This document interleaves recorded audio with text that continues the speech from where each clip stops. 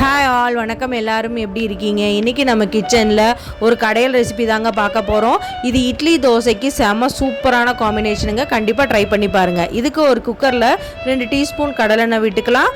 கடுகு சீரகம் போட்டு பொரிஞ்சதுக்கப்புறம் நம்ம கருவேப்பிலை போட்டுக்கிறோம். 4லேருந்து 5 பச்சை மிளகா போட்டுக்கோங்க. சின்ன வெங்காயம் ஒரு 10 உரித்து முழுசாக சேர்த்திக்கலாம். 4 தக்காளி, 10லேருந்து 15 கத்திரிக்காயை கட் பண்ணி சேர்த்திக்கலாங்க. இதை நல்லா எண்ணெயில் நல்லா வதக்கி விடுங்க. இது நல்லா வதங்கி வந்ததுக்கப்புறம் ஒரு 1/4 கப் அளவு பாசிப்பருப்பு எடுத்து 2-3 டைம் நல்லா வாஷ் பண்ணிவிட்டு அதையும் உள்ளே சேர்த்திட்டு மிக்ஸ் பண்ணி விட்டுறலாங்க. இது கூட தேவையான அளவு உப்பு, 1/4 டீஸ்பூன் மஞ்சள்தூள் சேர்த்திக்கலாம்.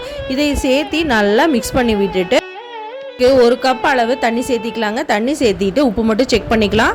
இப்போது குக்கர் மூடி போட்டு நம்ம 2 விசில் விட்டு எடுக்க போகிறோங்க. 2 விசில் போட்டால் கரெக்டாக இருக்கும். இப்போ 2 விசில் வந்ததுக்கப்புறம் நம்ம அடுப்பை ஆஃப் பண்ணிடலாம். இப்போ அடுப்பை ஆஃப் பண்ணிவிட்டு ஓப்பன் பண்ணி பார்த்துடலாங்க. நம்மளோட கத்திரிக்காய் கடையல் நல்லா வெந்து வந்திருக்கு.